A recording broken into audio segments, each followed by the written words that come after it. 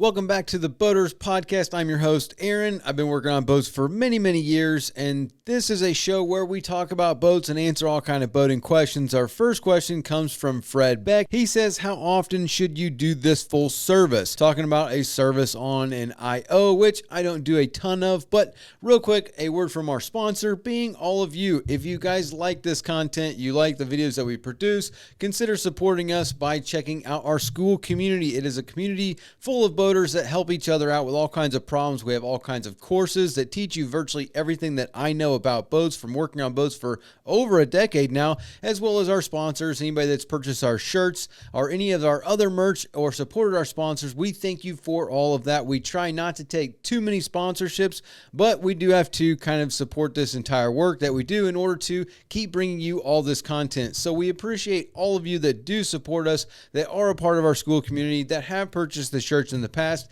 Thank you so much for that. And on to Fred's question. How often should you do a full service? Sometimes I do forget because I do this all the time, all day, every day. Being in the boating space, that you forget there are a lot of people out there that are new to the space and that are getting their first boat. They're doing their first service. They're watching their first videos or getting into the industry. They just have never been into this kind of stuff. So you kind of forget that those people are out there, because once you've owned a boat for many, many years, you're just kind of like, you know, the stuff like the back of your hand, and you forget about that kind of stuff. But in general, services, the intervals don't really change. They're basically, well, from a brand new engine, you generally have a 20-hour service, which is a brand new engine gets broke in. It does have metal shavings. Things are wearing into them. And after your first 20 hours of an engine, you change the oil filter, and the gear lube. There are some companies out there that don't change the oil filters, but in my opinion, that's kind of like, why would you even do that? The oil filter catches any metal that's in the system, any dirt, any grime, any metal, any shavings, anything that is in a brand new engine that breaks itself in. Why wouldn't you change the oil filter when we're talking about a $15 filter here? It's like you got a $10, $15, $20, $30, $40,000 engine here, and the 20-hour service, we're going to save $15 and not change the filter. I don't really get that. But gear lube, engine oil filter, 20-hour service. After that, you're good to go up to 100 hours. At 100 hours, or the first year of use, you want to change your fuel filters, the gear lube, the oil, all that kind of stuff. And then after that, it's basically every year you do the oil changes, and or you change all the other service components, which is a 300-hour service, which is every 300 hours. So every 100 hours, you do a certain set of things as far as maintenance goes. But then after that, every 300 hours, you do a different set, which is more expensive parts, spark plugs, thermostats, belts, stuff like that, water pump impellers. A lot of the wear items that have an age on them, because a lot of people forget that age is also a factor, especially when we're talking about rubber components. The engine oil and the gear lube, that's done every year. But outside of that, and rubber components, especially as it sits, because it's not like your car where you run it every day or every week, every month. The boat might sit for 4 or 5 months out of the year. And these rubber components, you think it gets hot, it gets cold. Rubber will lose its elasticity. That's not really the right word. Flexibility. I'm not sure the right word for rubber and it getting hard. It dry rots. So things like belts, impellers, stuff like that wear out over time from just sitting. They lose their flex. Impellers have a rubber blade on them, and that bends back like this in a housing, and as it spins, it flips water, which creates the water pressure. So if the blade is stuck like this for 3 years without moving, and it goes through 3 years of being outside in the heat, in the weather, it gets hot, it gets cold, it gets stiff, it no longer has that flip to it, that it loses that. So generally, another reason is that you want to take stuff apart, because if you don't take something apart for 3 years, a lot of times it doesn't like to come apart when it comes time to take it apart. So that kind of answers that service question. in a roundabout way, if you want to know exactly which components to be changing at these intervals, then you should look at your engine, because generally all of them have on the side of the engine all the parts and the intervals, as well as your owner's manual to your engine. Every engine is going to be different, but they're all pretty much the same maintenance components, as well as greasing, different fittings, stuff like that. So how often you do it, basically every 100 hours, once a year, every 300 hours, every 2 to 3 years, depending on where you're at and how much you use the boat, which a lot of times people from, let's say, the Midwest, it's a little bit different for you because you think, okay, I only put 20 hours on in a year. Every 3 years, I got to do these service components. You tend to stretch stuff out a lot longer, which there is less of a consequence for you doing that, opposed to somebody that lives in Texas, Alabama, Louisiana, Mississippi, in the Caribbean, Florida, like in the heat, down with saltwater, different story. So kind of saltwater determines the industry and those things. So that is what I'll throw out there with that. Penn State says, my fuel gauge is stuck on full. I touched the ground to the signal wire at the sending unit, and it would jump to empty and back to full when I let it go. I'm thinking it is a bad sending unit. Any ideas?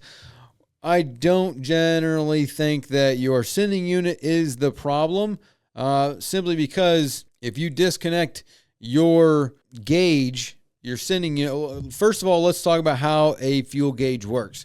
Very common gauge for a lot of people. It is just an analog gauge. It senses resistance. So you have a ground and a power that goes to your gauge, and then the gauge will then have a sensing wire on it. It basically sends power down that wire to your sending unit, and that sending unit then has a resistance reading in it that then goes to ground.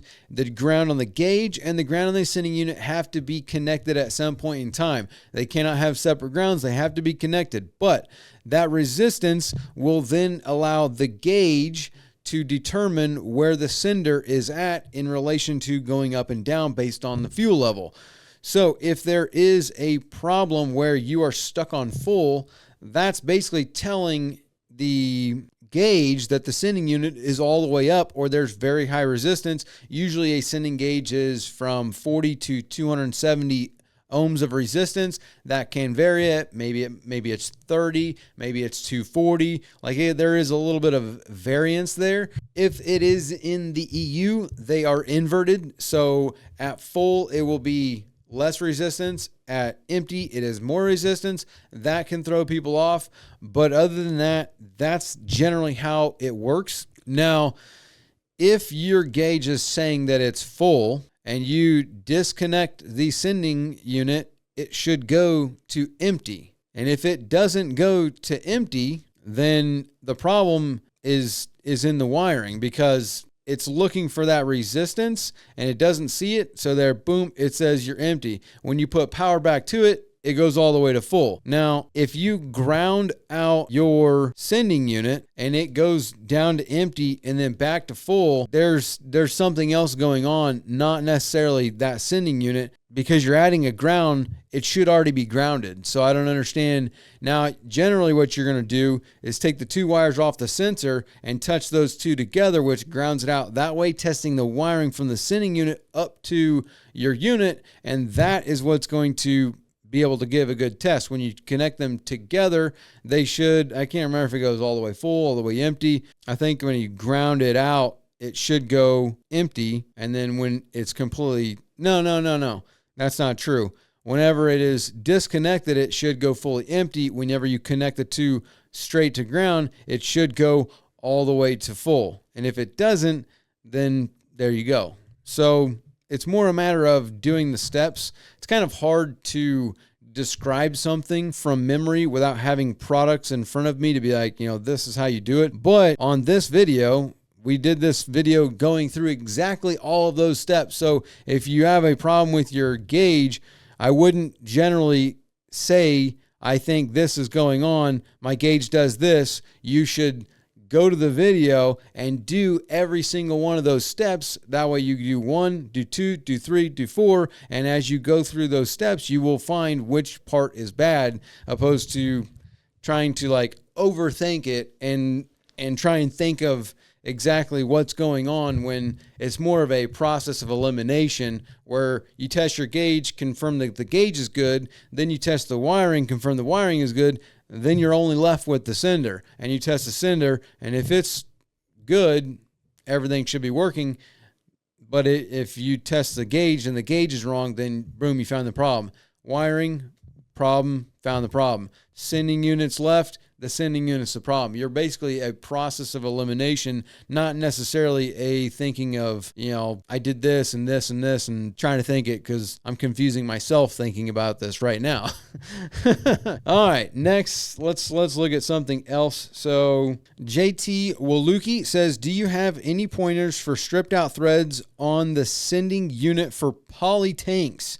So generally, my trick is to spin it and drill it, and that's basically it. The problem with poly tanks is that you basically have nut inserts that they weld into the poly. So you've got this poly's plastic, so your plastic, you've got where the sending unit is, and on the bottom of it, it's like bubbled out, and there's inserts in there that are basically poured into the plastic. So what you would do is those threads can either get stripped out like you're saying, or generally what happens is they spin in there and you have to drill out the bolts to get the unit off. What I usually do when that happens is just turn the unit and then drill them small, because it is plastic, and then you can put a self-tapper in there, and then that's basically all I do. There's not really a good way of doing it. And then on top of that, you can then use something like a plastic weld to put the sender back in case it doesn't, because the thing about a poly tank is that it's going to flex. So as your fuel heats up and expands, it goes out the vent, yes, but at the same time, that tank does, it expands. So there is some movement in the tank, even though that the vent, even if your vent is working properly, that tank it'll flex basically. So what you're going to want to do is just turn the unit, screw it and drill it, or drill it and then screw it. And then you can use a JB Weld plastic welder to weld around that, which will help seal that, because you can't get it really, really tight. It's not going to tighten down like an insert being sucked down. Insert's basically a through bolt. So you're basically through bolting the sensor down. So sometimes you have to use a sealant on top of the sender, around the sender, to seal it when you have to rotate it like that. But that's basically the only fix. There's not really a good way of getting those inserts, even if you try to plastic weld them into place. Generally, it doesn't. It's generally gone. The trick is turn it a little bit, drill new ones, and then tap it. Tom Cole says, did you end up having any issues with water in the fuel tank after sealing up those access holes at the end? Talking about the Key West. And as of now, my main problem is that I had that poor fuel left in the tank, and that gave me some trouble a while ago. But other than that, I haven't had any water in the fuel since I sealed that. What I did have was a problem with my water separator. I forgot to change that out, and that gave me a bunch of junk in there. And then I let the boat sit, and that junk messed up my carburetors, which I had to re-clean. But after sealing it, no, have not had any more trouble with the water in the fuel. Ben Henson says, I have a question. Left my outboard tilted up for several days on the transom saver. When I tilted it down, I had oil water mixture come out of the weep hole. Is that common? I'm not sure what weep hole you're talking about. I don't have enough information, bro. You didn't tell me what kind of engine you have. You don't tell me, main thing is, what engine are we talking about here? Because if it's a two-stroke and you have water coming out the weep hole, what weep hole are you talking about? The weep hole like the little pinhole that's on the lower unit? I mean, are we talking about the trim unit? Are we talking about, what are we talking about here? My guess is you're talking about the little hole that's on the lower unit. And if it's a two-stroke, then yeah, that could be common because you're going to have oil in the exhaust and that rolls down. Lower unit fills with water. You trim it down. You're going to have a water-oil mixture come out that little weep hole. I'm going to say that's common, but I don't have enough information to tell you one way or the other affirmatively what exactly we're talking about here. Now, if we're talking about like a four-stroke and you've got oil coming out, I mean, this could be a whole different issue. So that's what I got with that one with the lack of information. Let's see what Eric Davey says. I don't know anything about IOs, but did they run raw water straight through the iron block? I thought they had antifreeze in them and then some sort of heat exchanger, or was there some sort of malfunction that caused all that rust? This is the default setup indeed, running raw water through the engine manifolds and risers, hence the rust. Some of them do come with the closed cooling system, which means your engine block has coolant in it. Eric then says, my buddy had a Shamrock 260 that also had a small block Chevy in it, but it was a closed loop system with a heat exchanger. It wasn't an IO though. It had a true prop shaft and rudder, so it was like a true inboard. Yeah, there's all kinds of different ones. You've got true inboards, which is the engine that's in the boat. When then with a straight shaft, it could have a straight shaft, could have a velvet drive, but a straight shaft goes, out. You got your engine in the middle of the boat, comes out, goes to like a transmission, and then a straight drive shaft that goes down with a prop on it and a rudder. That's a true inboard. True inboards can also have a velvet drive, which the transmission's on the back and it like comes out the engine and then does a V. So like your engine's in the middle of the boat, transmission's in front of it, it does a V thing, and then it comes out that straight shaft with a rudder, another type of true inboard with a different transmission system. And then there are also stern drives, which are on the back of the boat, and then it goes out through that. Those are the true IOs, inboard, outboard. Stern drives with the drive unit on the back of it. Now, all of those inboards, they are dependent on the model of the engine. Just like you have different models of outboards and other engines, you got different models of inboards. Being it could either have closed loop or raw water cooled. Raw water cooled, generally, whether that's in true inboard or a stern drive, is going to have a water pump on it that sucks up water and then cycles it through the engine and then spits it out either the exhaust or out the prop. But they could either have a heat exchanger or they could not. I mean, totally depends on the model. This one, it's a 5-liter Merc Cruiser, 1990, V8 Chevy block, and raw water cooled. Water goes through everything, the whole block, the whole manifolds, the elbows, the whole 9 yards. That's why there's all the rust on that engine that we were messing with. If you haven't been following on the main channel, you should go check out those videos. We did an IO boat. Awesome series. And yeah, it's just totally dependent on the model. That one's raw water cooled, doesn't have closed loop cooling, and some of them do. You could have the same model engine with a closed loop option versus a raw water option. So I want to say the closed loop systems are more expensive than the raw water models, but I know that you could have 2 5-liters, one be closed loop and one be raw water. So depends, and it also depends on the year too.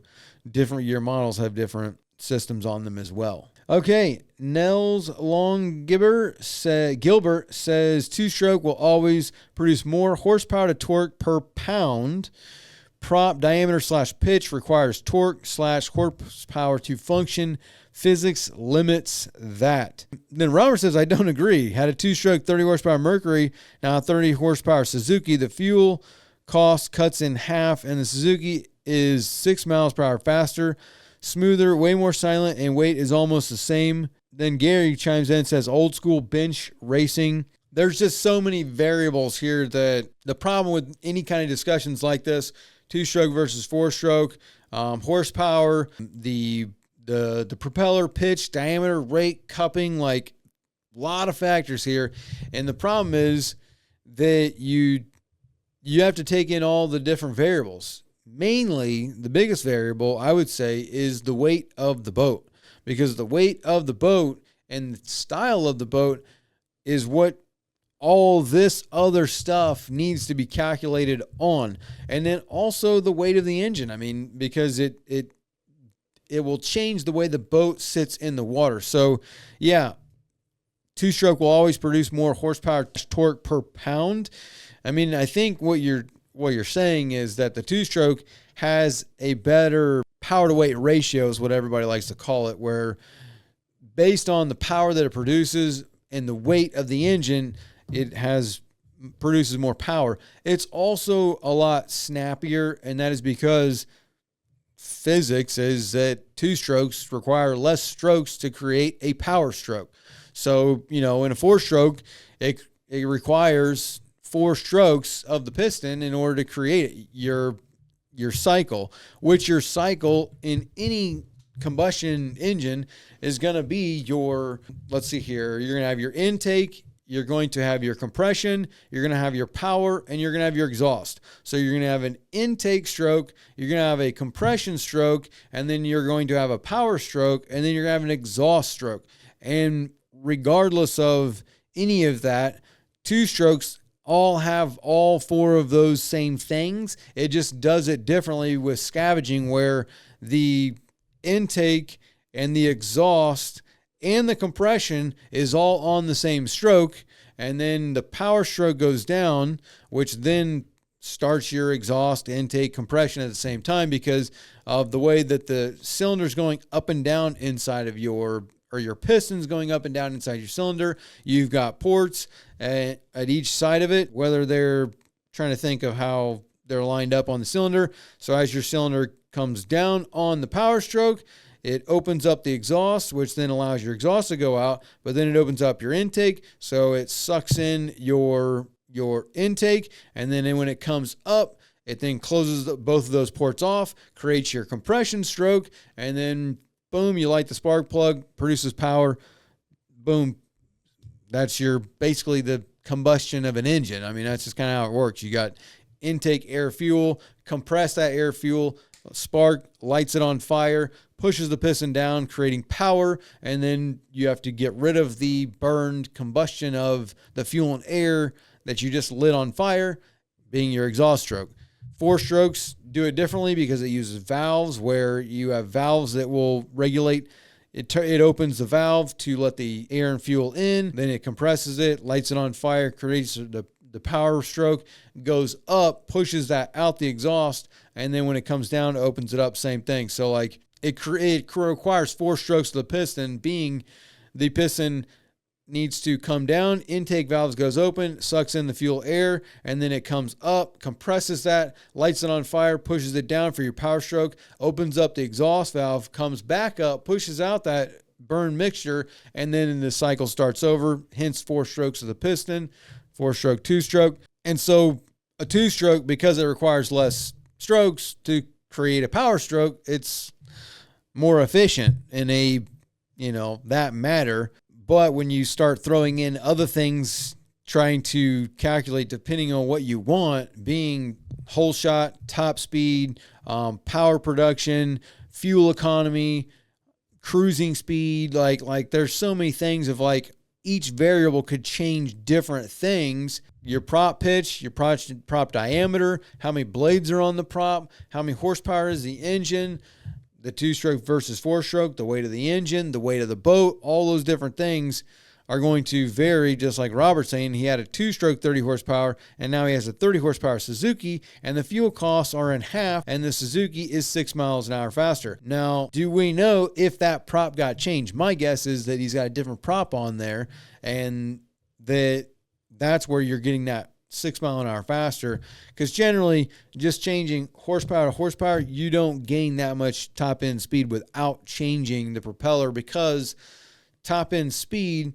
in the RPM of the engine is going to regulate that change. So when you think about it, the engine has to spin X amount RPM. Let's say that the 4-stroke runs 6,000 RPM wide open throttle, and the 2-stroke ran 5,500 wide open throttle, or even less. Maybe it's 5,000 RPM wide open throttle. You got 1,000 RPM difference in the functionality of the engine if your gear case is a 2-to-1 ratio, meaning that these 6,000 RPM that the engine is spinning, the lower unit, which is the propeller, is only spinning twice as less, or, the engine is spinning twice as fast as the propeller, being there's a gear ratio there that changes 6,000 to 3,000. Engine is spinning 3,000 or twice as fast, 6,000 RPM, versus the propeller spinning 3,000 times per minute. So 2-to-1 ratio, there's your change based on your gear reduction. But if the 2-stroke was only running 5,000, your propeller is only spinning 2,500 times per minute versus 3,000 times per minute based on the 1,000 horsepower or the 1,000 RPM difference of the engines. If you've got a propeller that is let's just for easy math, you're saying it's a 20 pitch prop, which a 20 pitch prop is that it's going to theoretically move 20 inches in one rotation through the water. So if you've moved 20 inches in one rotation of the propeller, and that propeller spins 2,500 times in a minute, you do 2,500 times 20 inches, and theoretically, that's how fast you're going to be going. Now, take that same aspect and do times 3,000. So if the propeller, being a 20-inch theoretical move through the water, it is going to do a lot more because it's spinning 3,000 times per minute, not 2,500 times per minute. So those two things right there that's where you can gain 6 miles per hour based on that difference right there. So the variables that go into it, it isn't just talking about horsepower versus torque per pound and the power production. What's the result? What's the desired outcome that we're talking about here? Because, there's a lot of different numbers and a lot of different scenarios that people like to talk about, but there's too many variables. There's no blanket to anything. So a lot of rambling there, but that is a lot of discussion on how engines work and how propellers work and how some are faster than others based on that kind of stuff. Charles Gleason says, what is your opinion of Cape Horn boats, specifically an older 24 OS 2001? Well, I don't know much about the 24 offshore 2001 Cape Horn, but I like Cape Horns. I think Cape Horns have a pretty good build quality. I think the ride's good and the cost is good too. So it's more budget with quality. So I'm a fan of Cape Horn. I like Cape Horns just like I like Sea Hunts. Big fan of Sea Hunts based on the quality and the affordability of it, because obviously there's, $100,000 boat versus a $200,000 boat. Big difference in what's going on here in the quality of the boat. Cape Horns, I'm a fan of them. That specific model, I can't tell you exactly on that model. I could probably look it up and give you my opinion based on the looks of it, but I don't have I'm not thinking I've been on, 10 2001 24 offshore Cape Horns. But as far as the brand goes, I like them. I like Cape Horns. I like the boats. So I would say you've got a good boat. A lot of variables there on how it's maintained, what's the engine package, and all that kind of stuff. Big thing about a boat and the quality of a boat is that boats can be like this, very, very flat. Some are going to have different features that are better than others based on the use of the boat.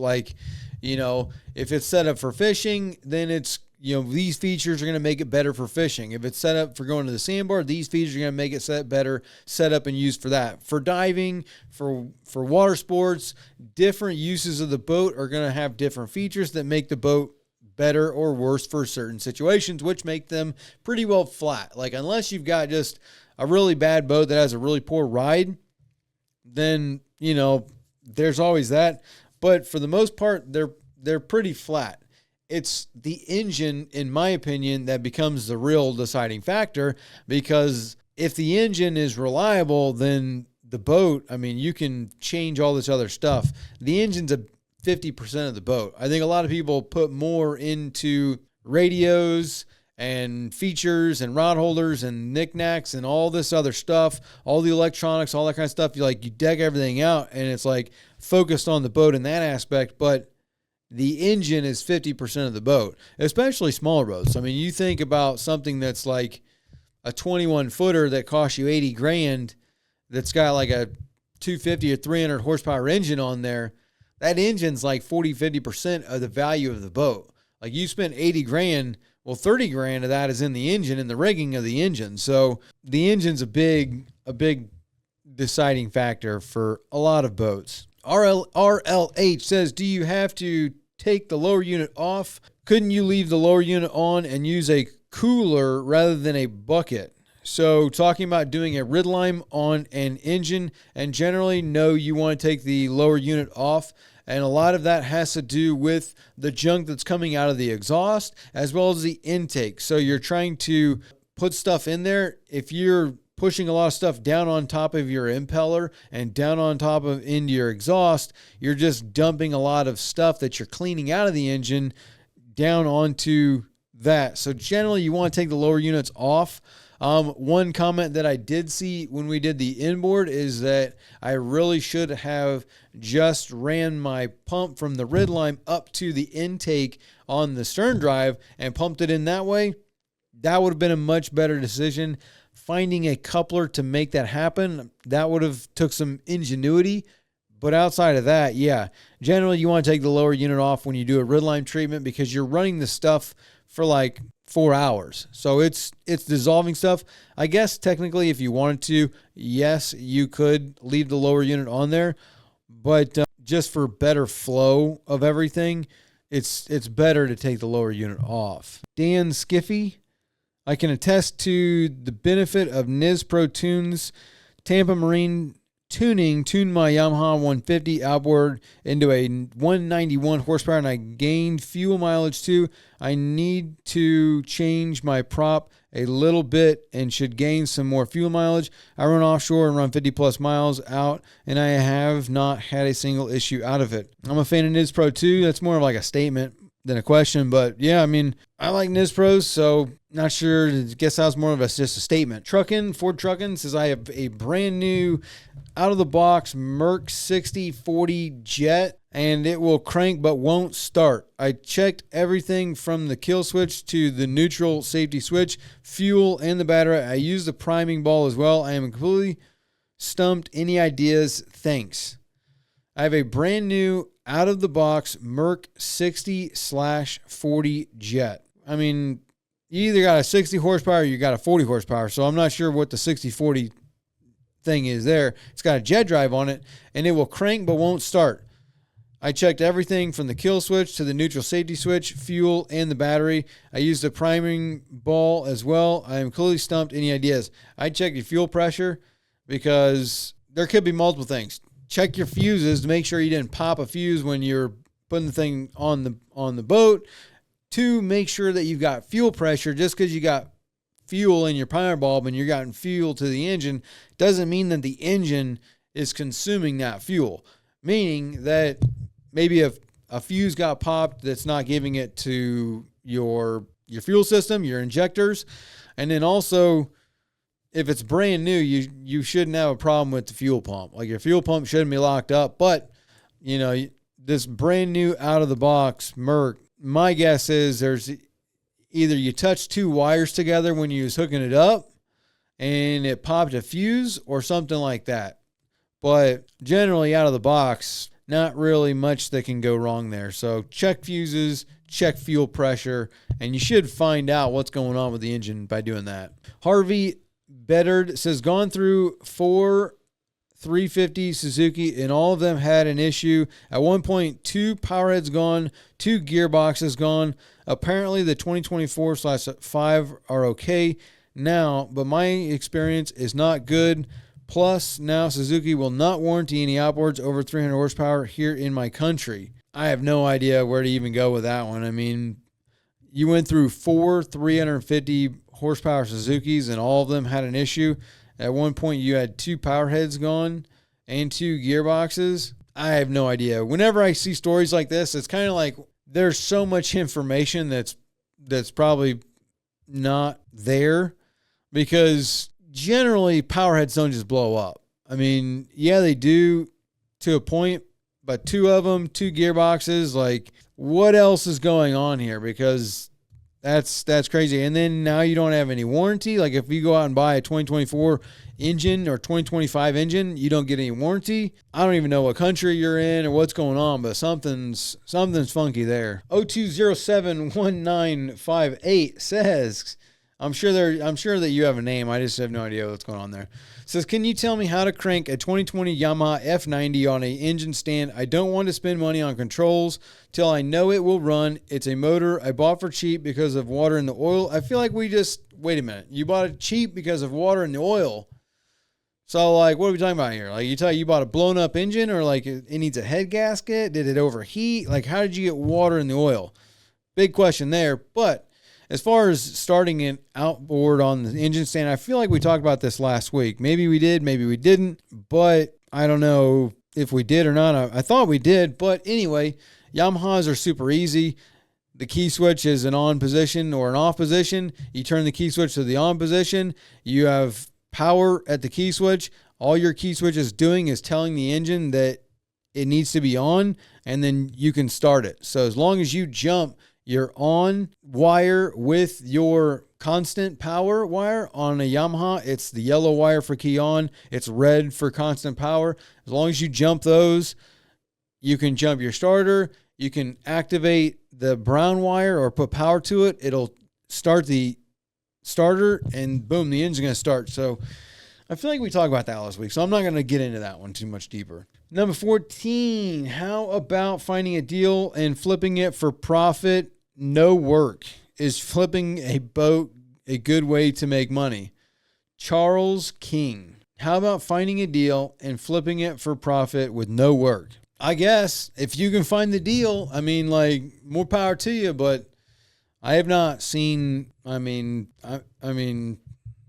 guess that's kind of like wholesaling houses where you're trying to find something that someone needs out of and then flipping it. But if you can find them, more power to you, make your money. Sounds kind of sounds almost like a typical used car salesman type of tactic where you're swindling grandma out of her car and then selling it to Billy down the street for $2,000.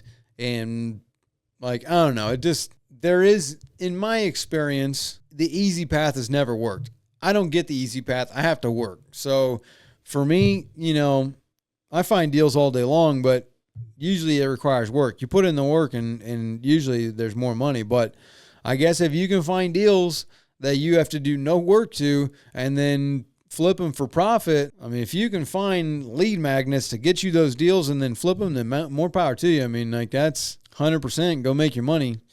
I wish I could find more of those, but I haven't found a ton of them. Usually, there's far and few between and they don't really exist. But if you want to make money on them, generally you find out what's hard. So generally making money has to do with solving a problem.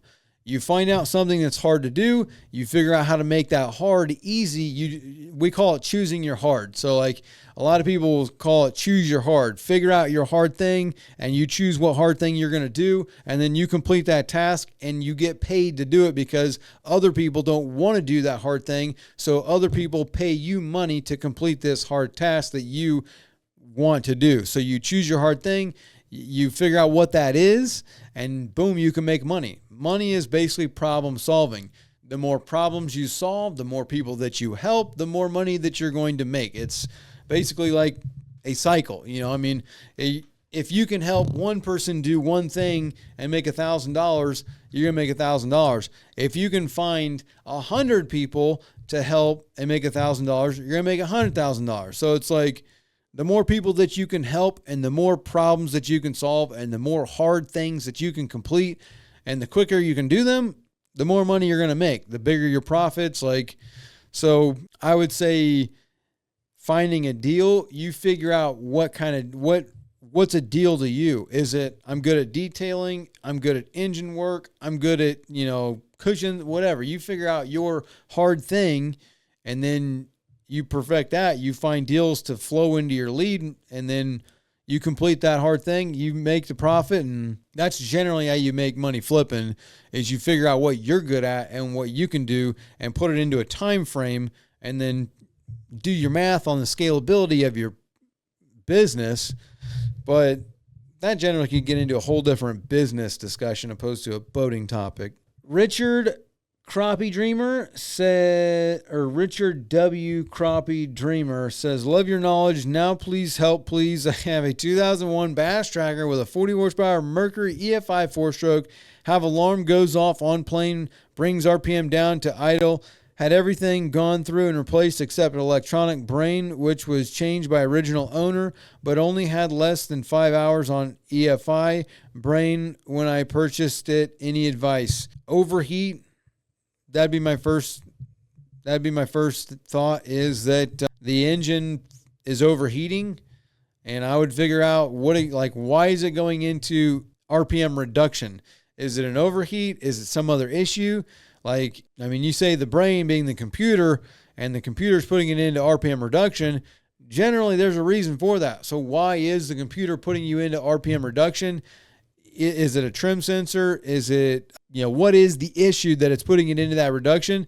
Figure that out, and that's going to be your thing. But I would dial into the alarm first. What is the alarm? Because the alarm is for a reason. Is it oil? Is it heat? What is it related to? And then go look into that circuitry. And if you confirm all that stuff is not a problem, you could have an engine that's overheating and you need an impeller. So, really got to figure out what is the alarm, or why is it being triggered? Being is the alarm 4 beeps, 6 beeps, 2 beeps, 1 beep? What's the deal here? And then once you know that information, then you can dial into figuring out what's going on with it, because an EFI 4-stroke 40 horsepower isn't that complex of an engine. You don't have that many sensors on it that would throw it into reduction. Most likely it's a block heat thing. So maybe you have a block water pressure sensor that is saying, hey, we're overheating. You need to put us into RPM reduction, and then the computer reduces your RPM and sounds the alarm. If you have an overheat alarm, I'd go check that temp sensor, get a thermometer. Is the engine really overheating? Is it not? Do the troubleshooting steps based on what the alarm is. That's kind of where I would go from that.